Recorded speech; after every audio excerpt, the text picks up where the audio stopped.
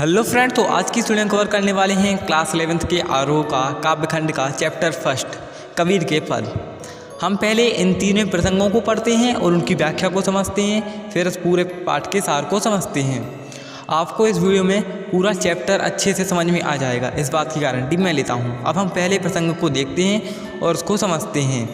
पहला प्रसंग है हम तो एक खरीजाना से दीवाना तक। अब हम इस प्रसंग की व्याख्या को समझते हैं। पहले प्रसंग में कवि कहना चाहता है हम तो जान गए हैं कि वह प्रभु परम परमात्मा एक ही है, वही सब जग में व्याप्त है। जो लोग यह नहीं जानते वे ही इस संसार में स्वर्ग व नरक का भेद करना जानते हैं। उन्हीं के लिए स्वर्ग व नरक दो अलग अलग स्थान हैं। मैं तो यह तक कहता हूँ कि इस संसार में सभी को एक समान वायु, पानी व प्रकाश मिलता है। परमात्मा अपनी कृपा दृष्टि सभी पर एक जैसी रखते हैं। जिस प्रकार कुम्हार एक ही मिट्टी से विभिन्न प्रकार के बर्तन बनाता है, उसी प्रकार एक ही ईश्वर विभिन्न प्रकार के मनुष्यों को बनाता है। सभी को समान रूप से जल व वायु प्रकाश मिलता है। जिस प्रकार बाड़ी लकड़ी को तो काट सकता है परंतु अग्नि को नहीं काटा सका। मानव शरीर 5 तत्वों से पृथ्वी, जल, वायु, अग्नि, आकाश से मिलकर बना है। तत्वों में परमात्मा विद्यमान है। उस परमात्मा को कभी नहीं विच्छिन्न कर पाया। लकड़ी भौतिक वस्तु है, वह कट सकती है, अग्नि नहीं। प्रभु सभी व्यक्तियों के भीतर विद्यमान है, वह अलग अलग स्वरूप धारण करता है। यह संसार तो मायाग्रस्त है, इस संसार में स्वयं को ना डालकर मस्त रहिए। हे मनुष्य, क्यों अपने ऊपर इतना गर्व करता है? संसार झूठ है, इसमें लिप्त होना स्वयं को कष्ट में डालना है। कबीर स्वयं को दीवाना बताते हुए कहता है मैं तो निर्भय होकर इस संसार में घूमता हूँ, क्योंकि मैं मोह माया के चक्कर में नहीं फंसता। अब हम इसके दूसरे प्रसंग को देखते हैं जो बैराना से कुराना तक है।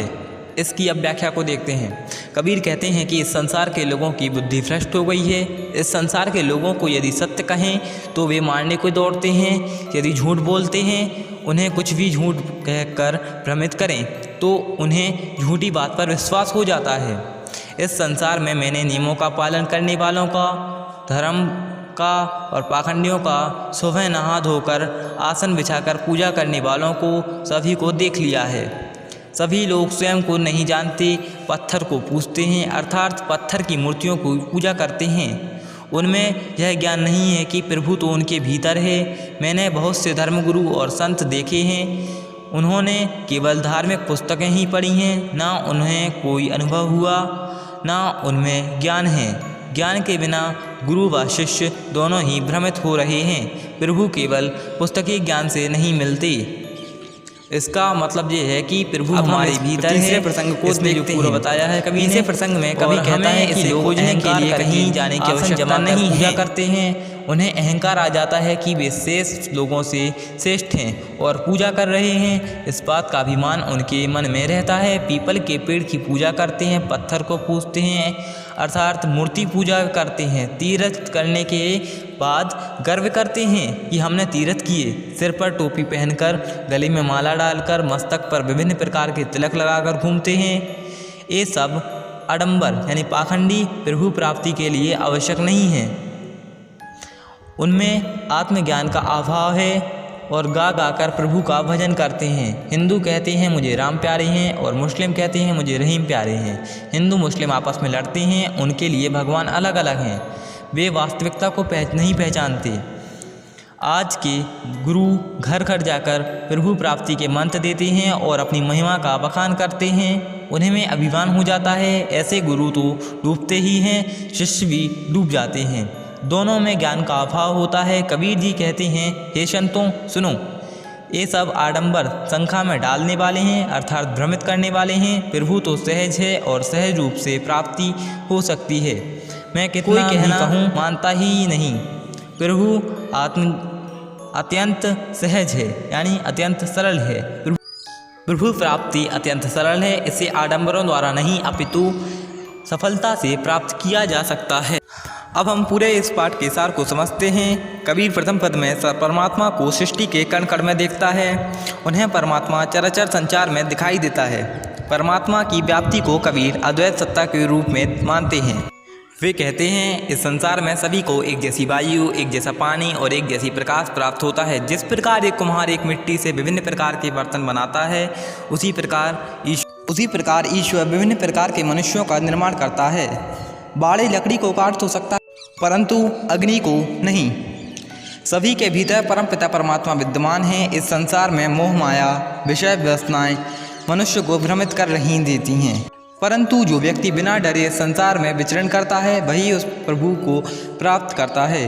दूसरे पद में कबीर समाज में फैले बाड़ंबरों का विरोध करते हैं। परमात्मा सभी प्राणियों के भीतर हैं, उसे व्यर्थ ही खोजने का प्रयास किया जाता है। लोग इस संसार में आकर पगला गए हैं, क्योंकि यदि कोई सत्य बता दे तो वे मानने को दौड़ते हैं, यदि झूठ बता दिया जाए तो वे विश्वास करने लगते हैं। सुबह उठकर नहा धोकर आसन लगाकर नाम लेने लगते हैं, धर्मी कहलाने लगते हैं, अपनी आत्मा को मारकर पत्थर की पूजा करने लगते हैं, यद्यपि उन्हें ज्ञान ही नहीं। बहुत से पीरबा और यह देखे हैं जो कुरान आदि किताबों पढ़कर अपने शिष्यों को भवसागर से पार उतारने का मार्ग बताते हैं। वे सुबह आसन लगाकर पूजा पाठ करने लगते हैं। उन्हें बहुत अहंकार छा जाता है कि वे पूजा कर रहे हैं, वास्तव में वे स्वयं को ही नहीं पहचान पाते। वे पीपल पत्थर की पूजा करते हैं, तीर्थ में जाकर स्नान करते हैं, फिर तीर्थ करने का अहंकार मन में रखते हैं। सिर पर टोपी पहनकर, हाथ में माला लगाकर और मस्तक पर विभिन्न प्रकार के तिलक लगाकर साखियाँ गाते हैं। उन्हें अपनी आत्मा तक की खबर नहीं है। हिंदू और मुसलमान अपने अपने परमात्मा को अलग अलग समझ बैठे हैं। हिंदू कहते हैं हमें राम प्यारे हैं, मुस्लिम कहते हैं हमें रहीम प्यारे हैं। दोनों आपस में लड़ते झगड़ते हैं, बीच में की कोई बात जानता ही नहीं। आजकल के गुरु घर घर में प्रभु प्राप्ति का मंत्र देते फिरते हैं। आज गुरु व शिष्य दोनों ही इस संसार में सागर में डूबे हुए हैं, उन्हें मरते समय पछताना पड़ेगा। कबीर कहते हैं हे संतों सुनो, इस संसार में कोई किसी का कहना नहीं मानता, परंतु इस हिंदू मुस्लिम की शंका समाप्त कर सहज रूप से एक ही प्रभु में आस्था रखनी चाहिए। फ्रेंड्स, हमने इस